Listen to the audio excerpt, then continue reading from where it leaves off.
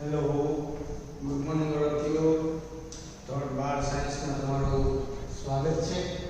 આપણે અત્યાર સુધીમાં બેઝિક વસ્તુઓ બધી વિદ્યુત ભારની છે, એના પછી એના બે ગુણધર્મો આપણે ભણ્યા છે, પછી પદાર્થને વિદ્યુત ભારિત કરવા માટેની 3 મેથડો આપણે ભણી ગયા.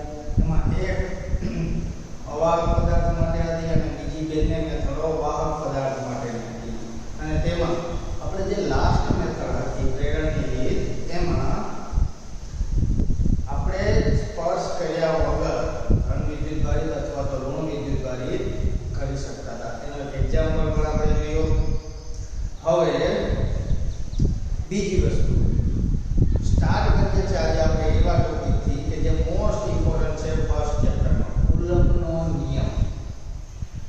કુલમ્બનો નિયમ આપણે સ્ટાર્ટ કરીએ એની પહેલા આપણે થોડુંક રિકોલ કરી લઈએ. ધોરણ 11 આપણે ગુરુત્વાકર્ષણ વિશે ભણી ગયા. ત્યાં આપણે ગુરુત્વાકર્ષણનો નિયમ આપણે ભણ્યા હતા. ત્યાં આપણે જે બળનો નિયમ ભણ્યા હતા તે ગુરુત્વાકર્ષણનો નિયમ શું કહે છે કે તેના પર લાગતું જે ગુરુત્વાકર્ષણ બળ છે તે બે પદાર્થના દળના ગુણાકારના સમપ્રમાણમાં અને તેમની વચ્ચેના અંતરના વર્ગના વ્યસ્ત પ્રમાણમાં હોય છે. આ આપણો ગુણાકાર આપણે ગુરુત્વાકર્ષણનો નિયમ હતો. યાદ કરો, F = G m1 m2 / r². આ નિયમ આપણે ધોરણ 11 સાયન્સની અંદર ભણી ગયા છે, બરોબર છે? તો આ નિયમમાં આ બે પદાર્થના દળ હતા, એના ગુણાકારના સમપ્રમાણમાં અને તેમની વચ્ચેના અંતરના વર્ગના વ્યસ્ત પ્રમાણમાં છે. ત્યાં g શું છે? ગુરુત્વાકર્ષણનો અચળાંક છે. જે g છે ગુરુત્વાકર્ષણનો અચળાંક છે. ઓકે, તો આ જ વસ્તુ સેમ ટુ સેમ આપણે કુલમ્બના નિયમ માટે એપ્લાય થશે. તો કુલમ્બના નિયમ માટે મારી પાસે ધારો કે બે બિંદુવત વિદ્યુતભારો છે, એક q1 છે અને બીજો છે q2. બે બિંદુવત વિદ્યુતભારો છે q1 અને q2. તેમની વચ્ચેનું એક નિશ્ચિત અંતર, આ અંતરે બંનેને ગોઠવેલા છે. તો હવે મારે કુલમ્બના નિયમનું સ્ટેટમેન્ટ શું થાય તે જુઓ. બે બિંદુવત સ્થિર વિદ્યુતભારો વચ્ચે લાગતું વિદ્યુત બળ, બે બિંદુવત સ્થિર વિદ્યુતભારો વચ્ચે લાગતું વિદ્યુત બળ તે બંને વિદ્યુતભારોના ગુણાકારના સમપ્રમાણમાં અને તેમની વચ્ચેના અંતરના વર્ગના વ્યસ્ત પ્રમાણમાં હોય છે. આ છે આપણા કુલમ્બના નિયમનું સ્ટેટમેન્ટ. હવે આ જ સ્ટેટમેન્ટને આપણે મેથેમેટિકલી લખીએ. આ જ સ્ટેટમેન્ટ જે છે એને આપણે મેથેમેટિકલી લખીએ તો જો શું થશે? F કોના સમપ્રમાણમાં છે? q1 q2 ના છેદમાં r². બરોબર છે? r જે સ્મોલ r એટલે તો આપણે r² અથવા તો સ્મોલ r કરી નાખો અહીંયા, તો આપણે આ થઈ જશે r². ઓકે, તો આ જેવી આપણો ફોર્મ્યુલા. હવે આ જે સમપ્રમાણતાની નિશાની છે તેને મારે દૂર કરવી છે. તો દૂર કરવી હોય તો મારે કોઈ અચળાંક લેવો પડે. તો જુઓ, F = K q1 q2 ના છેદમાં r². K q1 q2 ના છેદમાં r². તો હવે જ્યાં K શું થશે? જ્યાં K = થશે કુલમ્બ અચળાંક. જ્યાં K નું મૂલ્ય શું થશે? કુલમ્બ અચળાંક. અને એનું મૂલ્ય પણ આપણે SI એકમ પદ્ધતિની અંદર જાણીએ છીએ. એનું મૂલ્ય પણ આપણે SI એકમ પદ્ધતિમાં જાણીએ છીએ. એનું મૂલ્ય થશે 8.98 ગુણ્યા 10⁹. કુલમ્બ અચળાંકનું મૂલ્ય શું થશે? 8.98 ગુણ્યા 10⁹. 8.98 ગુણ્યા 10⁹. આ જે મૂલ્ય છે એ તો મળી ગયું. હવે આપણે કુલમ્બ અચળાંકનો એકમ શું થશે? તો મારે એકમ કોનો મેળવવાનો છે? આનો તો જો આનો એકમ મેળવવો હોય તો r સ્ક્વેર ને અહીંયા લઈ લ્યો તો k તમને મળશે f r નો સ્ક્વેર ના છેદમાં q1 q2 આ રીતના મળે f એટલે કે બળ એના કા ન્યૂટન r સ્ક્વેર એટલે અંતર છે તો મીટર નો વર્ગ અને છેદમાં q1 q નો એકમ ચાર્જ નો એકમ થશે કુલમ અહીંયા શું થશે કુલમ નો સ્ક્વેર તો આ એકમ શું થશે ન્યૂટન મીટર સ્ક્વેર છેદમાં કુલમ છે કુલમ નો સ્ક્વેર તો આ તમને મળશે તમારો એકમ હવે આ જે મૂલ્ય છે k નું એ આપણે દાખલા ગણવા માટે અવારનવાર એની યુઝ થશે તો જ્યારે દાખલા ગણતા હશું આ એનું મૂલ્ય જે છે એ SI એકમ પદ્ધતિમાં છે તો હવે જો મારે એને દાખલા ગણવા માટે k લેવો હોય તો k 9 × 10 ની 9 ઘાત ન્યૂટન મીટર સ્ક્વેર ના છેદમાં કુલમ સ્ક્વેર આ મૂલ્યને આપણો યુઝ કરશું દાખલા ગણવા માટે બરોબર છે તો દાખલા માટે આ મૂલ્ય આપણે યુઝ કરશું ઓકે હવે આપણે જો એક વસ્તુ આપણે જોઈએ આપણે નોટિસ કરી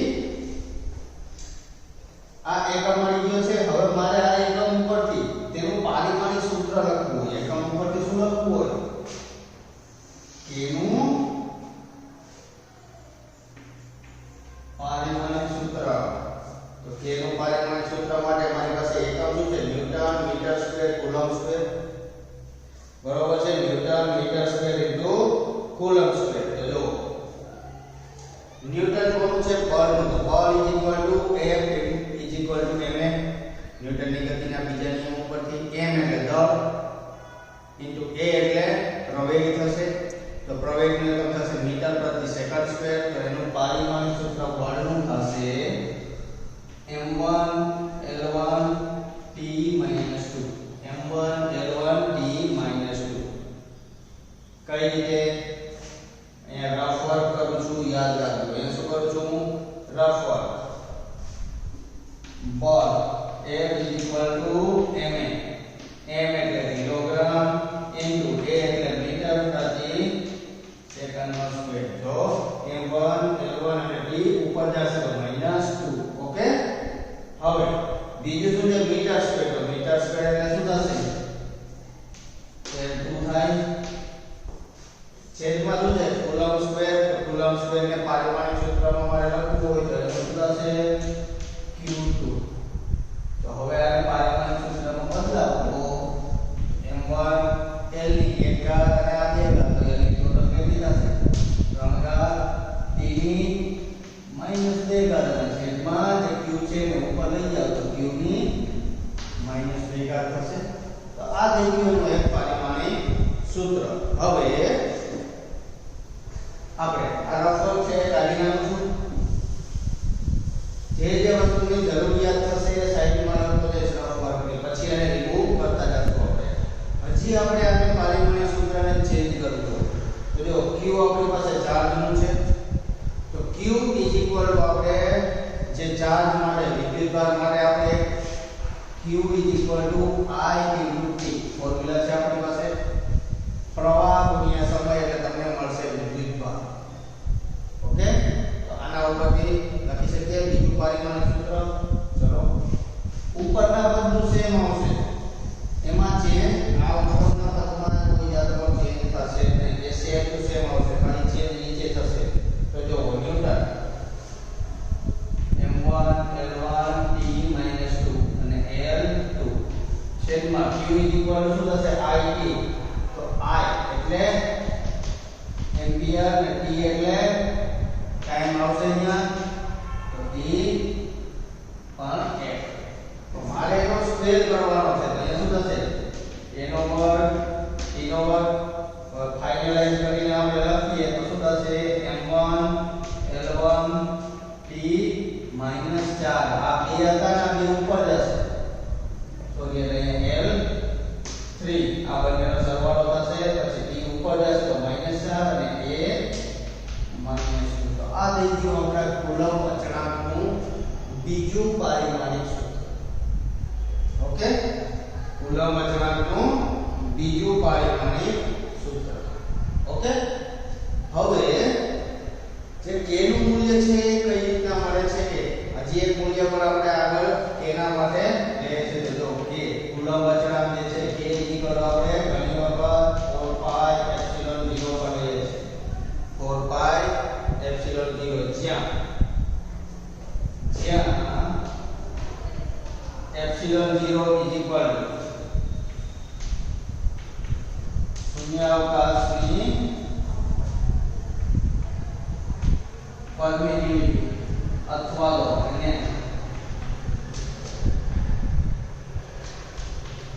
પરાવૈદ્યુતાંક પણ કહેવામાં આવે છે. બરોબર છે? શું કહેવામાં આવે છે? પરાવૈદ્યુતાંક. નામ ખાસ યાદ રાખજો, ગમે ત્યારે યુઝ થઈ શકે છે.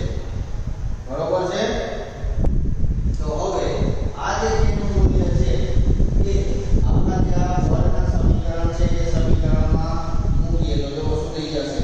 બે બિંદુઓ ત્રિજ્યાઓ વચ્ચે શૂન્યાવકાશમાં લાગતું બળ. આ જે મૂલ્યને જો હું ત્યાં મૂકી દઉં આપણા સમીકરણમાં, મેન સમીકરણમાં, તો મને શું મળશે? શૂન્યાવકાશમાં એટલે કે હવાના માધ્યમમાં. શૂન્યાવકાશનો મતલબ શું? હવાના માધ્યમમાં. બરોબર? તો હવે આપણું જે સમીકરણ છે એ બે બિંદુઓ વિદ્યુત ભારો વચ્ચે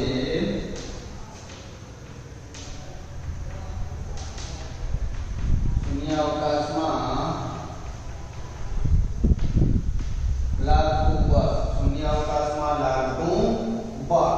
તો F is equal to 1/4 pi epsilon 0 q1 q2 upon r².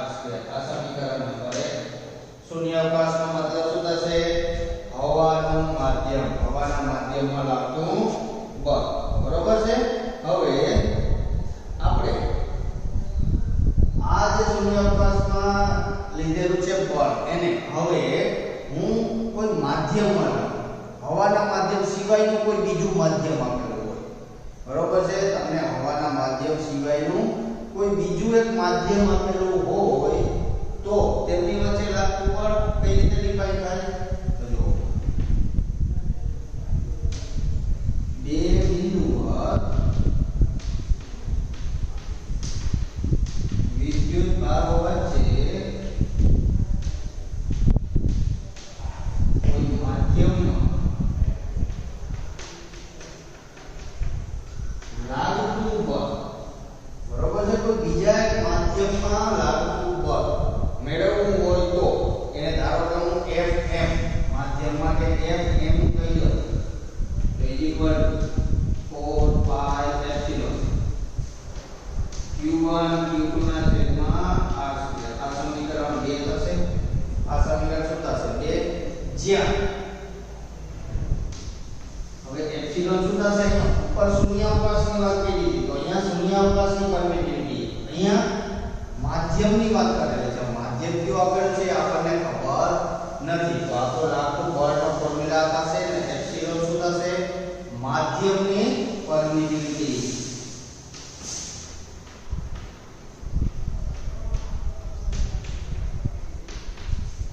આ શું થશે? એપ્સિલોન માધ્યમની પરમિટિવિટી થશે. તો જો અહીંયા અમારી પાસે શૂન્યાવકાશની છે અને એક માધ્યમની છે. તો આ બંને ઇક્વેશન ઉપરથી મારે એક રિલેશન મેળવવાનું છે એ આપણે હવે મેળવશું. બરોબર છે? કુલમના નિયમ માટે આટલી વસ્તુઓ આવશે. હજી આગળ પણ જે પૂર્ણ નથી થયું આગળ પણ આપણે ડિસ્કશન કરવાની છે. આ બે ઇક્વેશન ઉપરથી આપણે એક સારું એવું તારણ મેળવવાનું છે. તો એ આપણે મેળવશું હમણાં જ. ઓકે? તો હવે અહીંયા સુધીનું બધી વસ્તુઓ છે તે તમે શાંતિથી નોટ ડાઉન કરી શકો છો. ઓકે? જે આ બે ઇક્વેશનો યાદ રાખજો. હમણાં આગળ આપણે આ બે ઇક્વેશનોની વાત કરશું. ઓકે?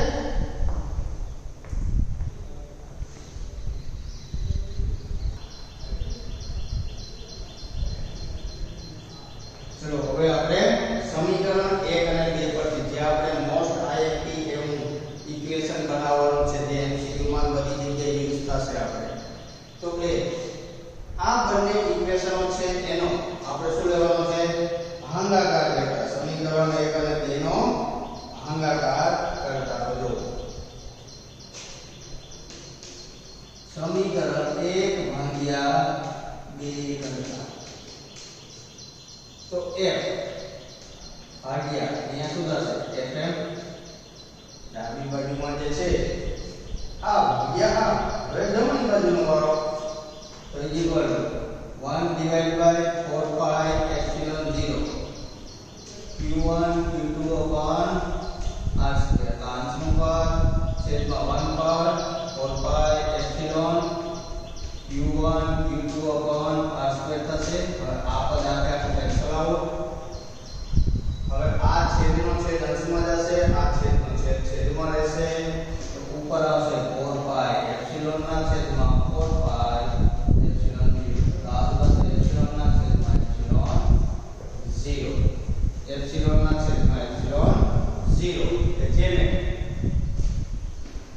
epsilon r કહેવાય અથવા તો કેપિટલ K આ જે લખ્યો કેપિટલ K સ્મોલ k ને આપણે જે કુલમનો અચળાંક છે એને સ્મોલ k વડે દર્શાવીએ છીએ જ્યારે કેપિટલ K નો મતલબ થશે ડાઇલેક્ટ્રિક અચળાંક શું થશે ડાઇલેક્ટ્રિક અચળાંક જ્યાં એપ્સિલોન r ને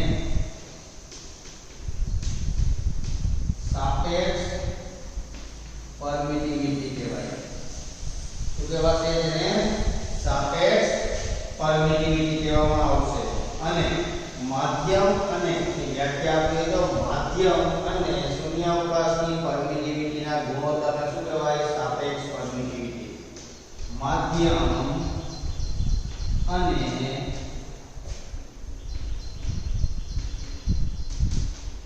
શૂન્યાવકાશની માધ્યમ અને શૂન્યાવકાશની પરમિટિવિટીના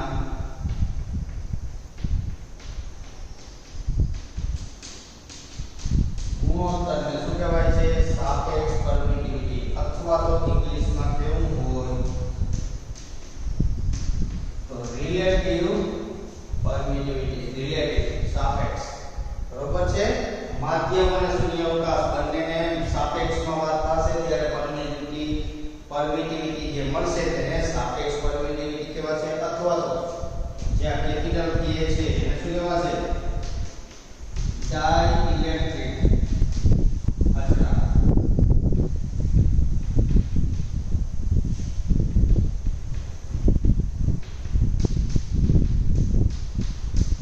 ડાઇલેક્ટ્રિક અચળાંક આપણે ચેપ્ટર નંબર આના પછીનું જે સેકન્ડ છે એમાં આપણે આખા ચેપ્ટરમાં આ જ ભણવાનું છે ડાઇલેક્ટ્રિક અચળાંક ઓકે એટલે આ ધ્યાન રાખજો કેપિટલ K શું કહેવા માંગે છે સ્મોલ k શું કહેવા માંગે છે આ બધી વસ્તુઓ ખાસ યાદ રાખવા જેવી છે બરોબર તો આપણે જે સમીકરણ મળ્યું અત્યારે એ શું મળ્યું f by fm k મળશે બરોબર છે f by fm k તો ઇમ્પ્લાઇઝ આમાંથી મારે માધ્યમનું બળ મેળવવું હોય તો માધ્યમનું બળ fm શું થશે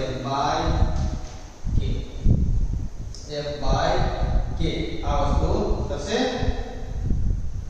હવે આ જે આપણે જે રિલેશન મળી ગયું છે આ f by k આ બધી જગ્યાએ યુઝ થશે કે માધ્યમનું બળ તમારે મેળવવું હોય તો તે બળ છે એ શૂન્યાવકાશમાં લાગતા બળ ના k માં ભાગનું છે એવું કહી શકીએ આપણે કેટલામાં ભાગનું k માં ભાગનું છે તો આ વસ્તુ આપણે કહી શકીએ તો સ્ટેટમેન્ટની રીતના હમણાં જ આપણે જોશું હજી બીજી એક વસ્તુ આપણે ભણી ગયા છે અહીંયા એપ્સિલોન 0 તો એપ્સિલોન 0 નું મૂલ્ય શું લેવું શૂન્યાવકાશની પરમિટિવિટી છે તો એનું મૂલ્ય શું લેવું એનો એકમ શું હશે પછી એનું પરિમાણ શું હશે આ બધી વસ્તુ હજી આપણે ડિસ્કશન કરશું અને પછી આપણે જે આપણો ફાઇનલાઇઝ કુલમનો નિયમ છે ઓવર થશે આ બધી બેઝિક વસ્તુઓ છે બધી બેઝિક વસ્તુઓ એક જ ઇક્વેશન ઉપરથી બધી વસ્તુઓ આપણે જોઈ છે ઓકે એટલે ખાસ ધ્યાન રાખીને આખી થિયરી લખજો કોઈ પણ વસ્તુ મિસ ના થવી જોઈએ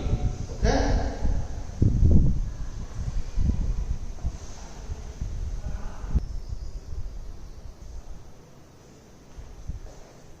ચાલો હવે આ ઇક્વેશન ઉપર આવી જઈએ આપણે તો fm f/k તો જો એનું સ્ટેટમેન્ટ કઈ રીતના લખાશે કે માધ્યમમાં બે બિંદુવત વિદ્યુતભારો વચ્ચે લાગતું વિદ્યુતબળ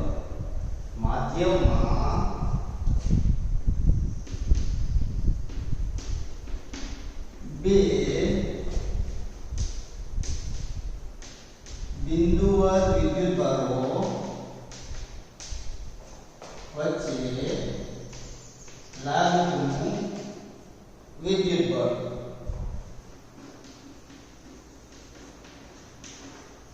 બે બિંદુવત વિદ્યુતભારો વચ્ચે લાગતું વિદ્યુતબળ એટલે શું થશે? F. માધ્યમની આપણે વાત કરીએ, બરોબર છે? એટલા જ અંતરે શૂન્યાવકાશમાં તેમની ઉપર લાગતા બળના કેવા ભાગનું છે? એટલા જ અંતર બદલવાનું નથી. વિદ્યુતબળ એટલા જ અંતરે શૂન્યાવકાશમાં બે વિદ્યુતભારો વચ્ચે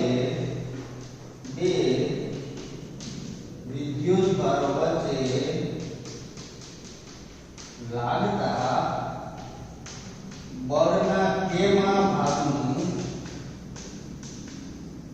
છે? બળના કેવા ભાગનું છે? કેમાં ભાગનું છે? તો F is equal to F by K. બરોબર છે? તો આ સ્ટેટમેન્ટ પર તમે યાદ રાખી શકો છો કે માધ્યમ અને શૂન્યાવકાશનું જે બળ છે એકબીજા સાથે કઈ રીતના રિલેશનમાં છે. ઓકે, હવે ત્યાં k નું મૂલ્ય યાદ રાખજો. k શું લેવાનું છે આપણે? બરોબર છે? જે k છે એ આપણો ડાઇલેક્ટ્રિક અચળાંક છે અથવા તો રિલેટિવ પરમિટિવિટી અને એનું મૂલ્ય આ પ્રકારે છે. હવે આપણી પાસે શૂન્યાવકાશની પરમિટિવિટી એપ્સિલોન 0 છે. એના વિશે થોડી ચર્ચાઓ આપણે કરી લઈએ કે એ વસ્તુ જે છે એ ક્યાંથી આવે છે. તો જો આપણે સ્મોલ k કુલમ અચળાંકનું મૂલ્ય જોવો 1/4 પાઈ એપ્સિલોન 0. હવે આમાંથી એપ્સિલોન 0 ને કરતા બનાવો is equal to 1/4 pi epsilon 0. 4 pi into a આવી જશે અહીંયા. હવે મારે એપ્સિલોન 0 નું મૂલ્ય મેળવવું છે. આપણે મેળવી શકીએ છીએ. ઓકે, કઈ રીતે? 1/4 ગુણ્યા પાઈ એટલે 3.14 ગુણ્યા k કુલમ અચળાંકનું મૂલ્ય હમણાં જ આપણે વાત કરી 9 ગુણ્યા 10 ની કેટલી થશે? 9 ઘાત. 9 ગુણ્યા 10 ની 9 ઘાત. તો હવે આને તમે તમારી રીતના સોલ્વ કરો તો 8.854 આવશે આનો જવાબ. આનો જવાબ શું આવશે? 8.854 ગુણ્યા 10 ની ધ્યાન રાખીજો 10 ની -12 ઘાત આવશે. 10 ની કેટલી ઘાત આવશે? -12 ઘાત.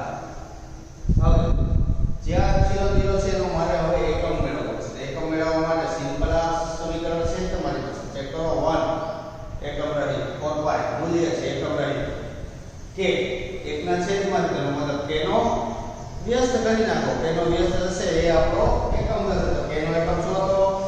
ન્યૂટન મીટર સ્ક્વેર છેદમાં કુલમ સ્ક્વેર. તો આ એકમ શું થશે?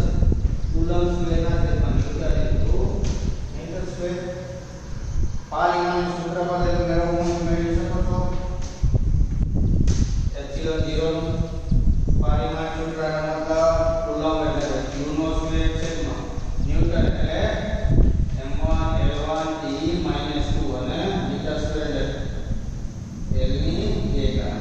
ટોટલ થશે q નો 2 m - 1 m - 3 અને t 2. આ થઈ ગયું આપણું પારિમાણિક સૂત્ર. બીજા પારિમાણિક સૂત્રમાં જવું તો શું થશે? q એટલે કે a નો સ્ક્વેર t નો સ્ક્વેર છેદમાં છે તો સરખો જ ને m1 l1 t - 2 l2. તો અહીંયા શું હોય? અહીંયા શું થઈ જશે? હવે a નો 2 ઘાત t ની ટોટલ આ બે ઉપર જશે તો t ની 4 ઘાત થશે m - 1 અને l - 3. તો જે મૂલ્ય તમને k માં મળે છે એને ગુણ કરી નાખો એટલે તમને તમારું પારિમાણિક સૂત્ર શૂન્યાવકાશની પરમિટિવિટી નું આપી દેશે. તો અહીંયા સુધીમાં જે બેઝિક વસ્તુની કુલમના નિયમમાં જરૂરિયાત હતી એની અંદર યુઝ થતો એક નાનામાં નાની વસ્તુ ઉપર આપણે બધી બધી જાતનું ડિસ્ક્રિપ્શન તમને આપી દીધું છે. હજી આ ખાલી અદિશ સ્વરૂપમાં જ આપણે ભણ્યા છે કુલમ્બનો નિયમ. હજી આપણે એને સદિશ સ્વરૂપમાં ભણાવવાનો છે, એ બાકી છે. ખાલી તમને એની અંદર જે બેઝિક વસ્તુઓ જે છે, જેટલી ટાઈપની યુઝ થાય છે, તે બધી વસ્તુઓ તમને અપ ટુ ડેટ અહીંયા કહી દીધી છે. ઓકે, તો શાંતિથી બેસી અને આખો કુલમ્બનો નિયમ મોઢે કરી લો, કેમ કે મોસ્ટ ઇમ્પોર્ટન્ટ ક્વેશ્ચન છે ચેપ્ટર નંબર 1 નો. ઓકે, જો કુલમ્બનો નિયમ આવડશે તો આગળ જતા કોઈ ટાઈપના પ્રોબ્લેમ આવશે નહીં, કેમ કે આ નિયમને આપણે બધી જગ્યાએ યુઝ કરવાનો છે. ઓકે,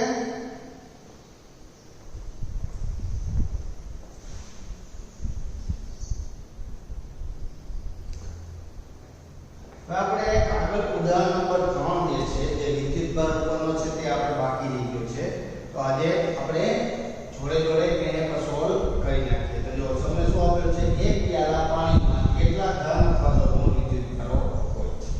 હવે આપણે શું કરવાનું છે, ગ્લાસ લેવાનો છે. એ ગ્લાસની અંદર પહેલી વસ્તુ તો તમને ખ્યાલ હોવો જોઈએ કે એમાં એવરેજ કેટલું પાણી સમાતું હોય. આપણે જે 1 લીટરની બોટલ હોય છે, તે આપણે પ્યાલા નોર્મલ પ્યાલામાં આપણે પાણી ભરીએ તો એ 4 ગ્લાસ ભરાય છે. એનો મતલબ 250 મિલી પાણી, જે આપણે 250 ગ્રામ પાણી છે, તે એક પ્યાલામાં ભરાય. બરોબર છે?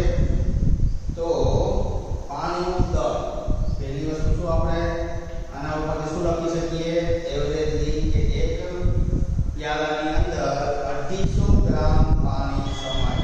એનો મતલબ તેનું દળ જે છે 250 ગ્રામ થઈ જશે. બરોબર? તો એક પ્યાલા પાણીનું દળ ઇક્વલ ટુ 250 ગ્રામ થશે એનું દળ. બરોબર છે? હવે આપણને પહેલી વસ્તુ તો મારે પાણીનો અણુભાર મેળવવો પડશે. મારે શું મેળવવો પડશે? 250 ગ્રામ પાણી છે જે ભરાય છે, અને વિદ્યુતભાર મેળવવો છે કોનો? એક ગ્લાસનો. તો એક ગ્લાસનું પહેલા દળ મેળવ્યું. બરોબર છે? તો મને પાણીનો વિદ્યુતભાર ખબર છે, તો મારે શું મેળવવું પડશે? 250 ગ્રામ પાણીનો વિદ્યુતભાર મેળવવો પડશે. તો પહેલા વસ્તુ તો મારે અણુભાર મને ખબર છે પાણીનો, તો 250 ગ્રામ પાણીનો અણુભાર મેળવવો પડશે. બરોબર? તો પહેલી વસ્તુ આપણે લખશું પાણીનો અણુભાર.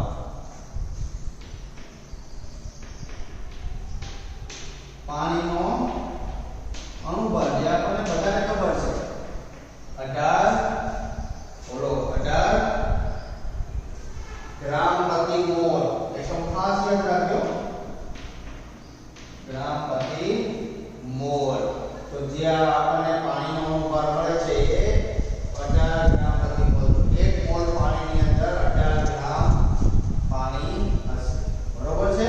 તો હવે આપણે ત્રિરાશિ મૂકી શકીએ છીએ કે 18 ગ્રામ પાણીમાં અણુ કેટલા જેટલા હોય છે? 1 મોલ. 1 મોલ એટલે એવોગાડ્રો આંક. 1 મોલનો મતલબ શું થશે? એવોગાડ્રો આંક. તો એનો મતલબ 18 ગ્રામ પાણીમાં એવોગાડ્રો આંક જેટલા અણુ હોય છે. તો 250 ગ્રામ પાણીમાં કેટલા અણુ હોય? આ મેળવી શકીએ આપણે અણુઓની સંખ્યા. અણુઓની સંખ્યા મળી ગઈ, એનો મતલબ મને વિદ્યુતભાર મળી જશે. અણુઓની સંખ્યા મળી તો એનો મતલબ મને વિદ્યુતભાર મળી જવાનો છે. તો જો ફર્સ્ટ ત્રિરાશિ મૂકો. તો 18 ગ્રામ પાણીમાં અણુની સંખ્યા ઇઝ ઇક્વલ ટુ કોના જેટલી હોય? Ma, એટલે કે એવોગાડ્રો અંક જેટલી. એનો મતલબ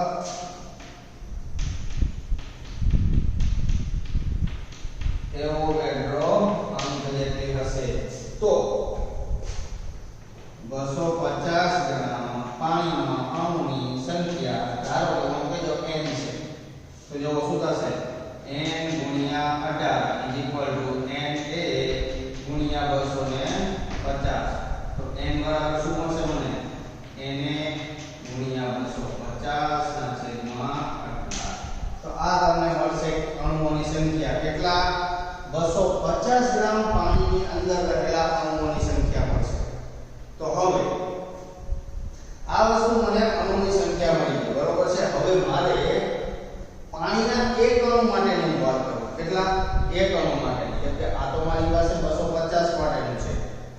પાણીના ખાલી એક અણુની વાત કરું અને એને આ અણુને નંબર વડે ગુણી દો તો આપણે ટોટલ અણુના નંબર મળ્યા છે. હવે એક પાણીના અણુનું મેળવી લો અને એની સાથે આખલાને ગુણાકાર કરી દો તો મને ટોટલ 250 અણુઓની સંખ્યા મળશે. તો હવે એક પાણીના અણુ માટે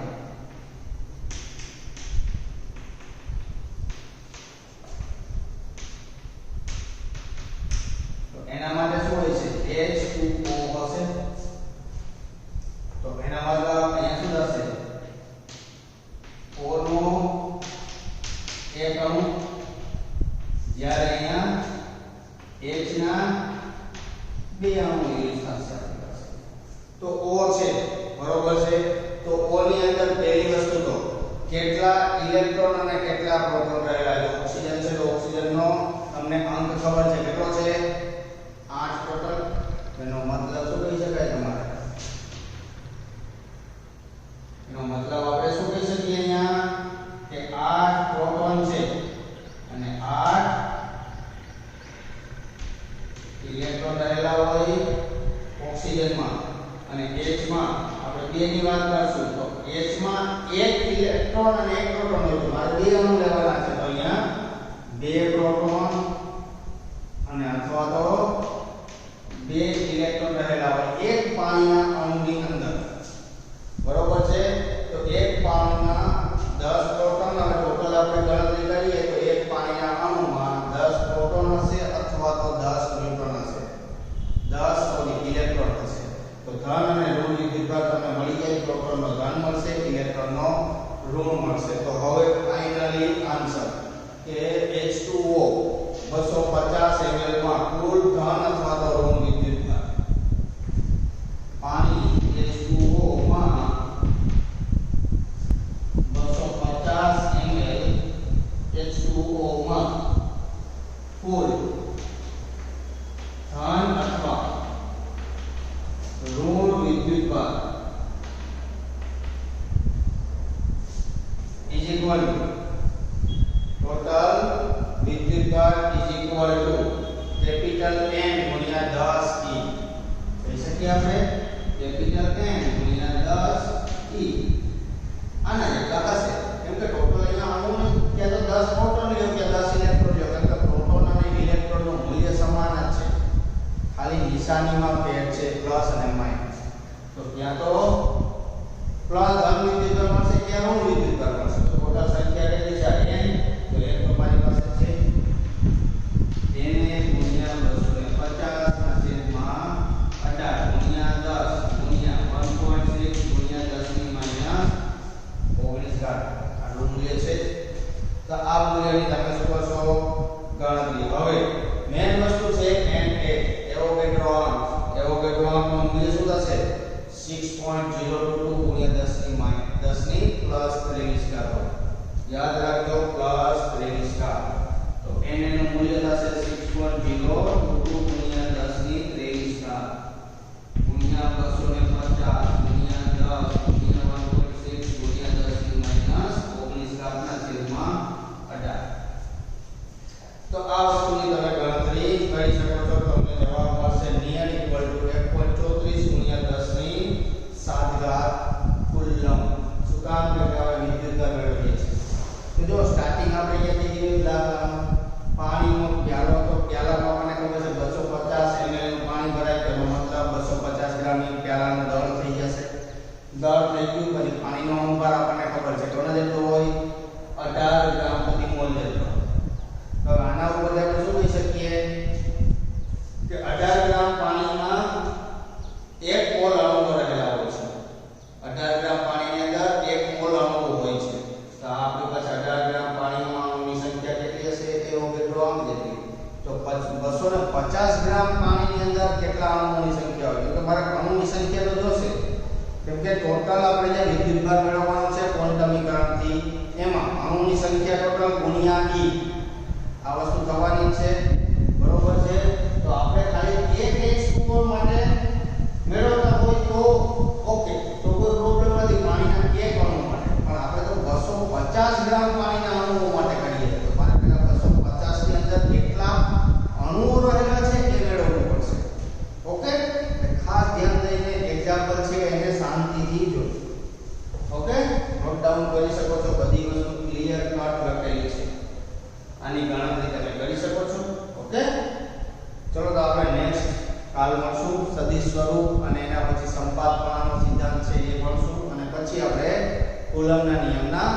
એક્ઝામ્પલ સોલ્વ કરશું. Okay, good bye, thank you.